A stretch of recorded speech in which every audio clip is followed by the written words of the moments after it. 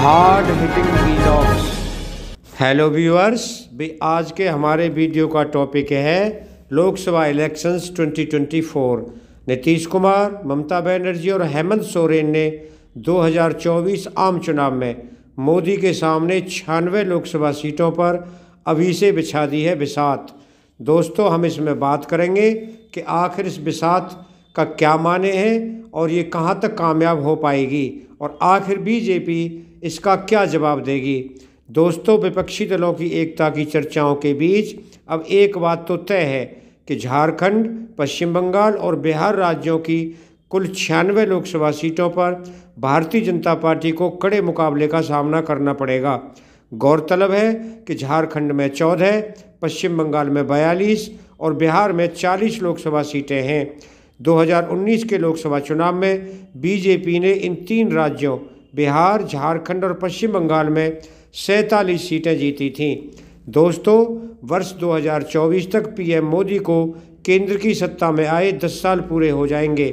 ऐसे में जानकारों को लगता है कि तब होने वाले चुनाव के दौरान बीजेपी के खिलाफ सत्ता विरोधी लहर भी होगी।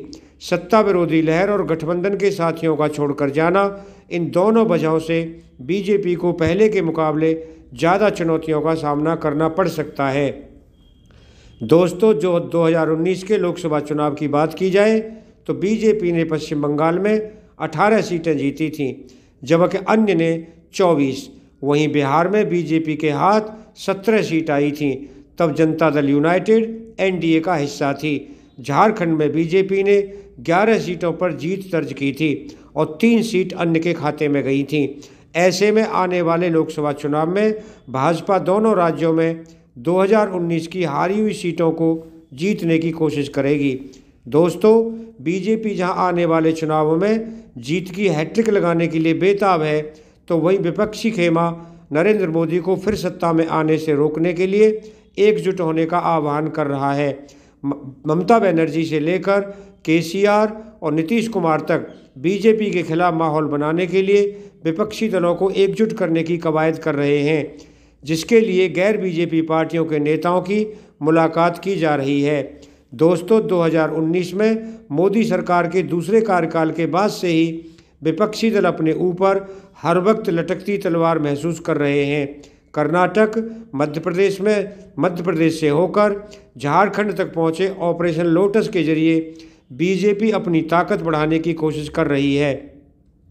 बिहार में नीतीश कुमार ने इसी ऑपरेशन लोटस का हवाला देकर एनडीए का साथ छोड़ा था। आरजेडी नेता तेजस्वी यादव ने कहा था कि क्षेत्रीय दलों के सफाई का अभियान चल रहा है, जिसमें केंद्रीय एजेंसियों की मदद ली जा रही है।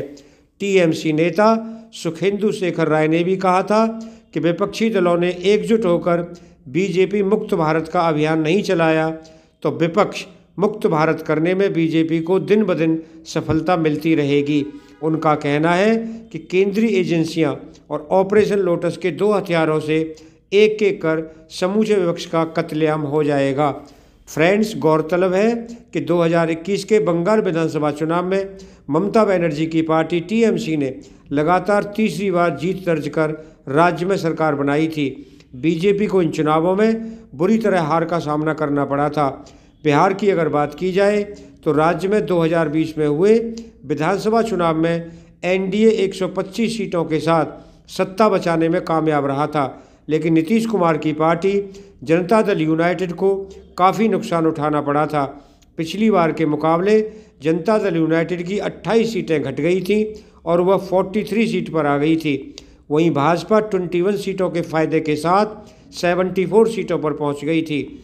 राष्ट्रीय जनता दल सबसे बड़ा दल बनकर उभरा था, जिसे 75 सीटें मिली थीं। उसके नेतृत्व वाले महागठबंधन को 110 सीटें मिली, जबकि कांग्रेस के खाते में 19 सीटें आई थीं।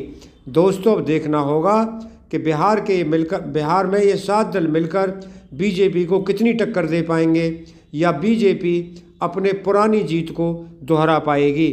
दोस्तों, अगर आपको ये वीडियो पसंद आया हो तो चैनल को सब्सक्राइब करें, वीडियो को लाइक करें, ज़्यादा से ज़्यादा शेयर करें। आप लोगों का बहुत बहुत धन्यवाद। Thank you very much.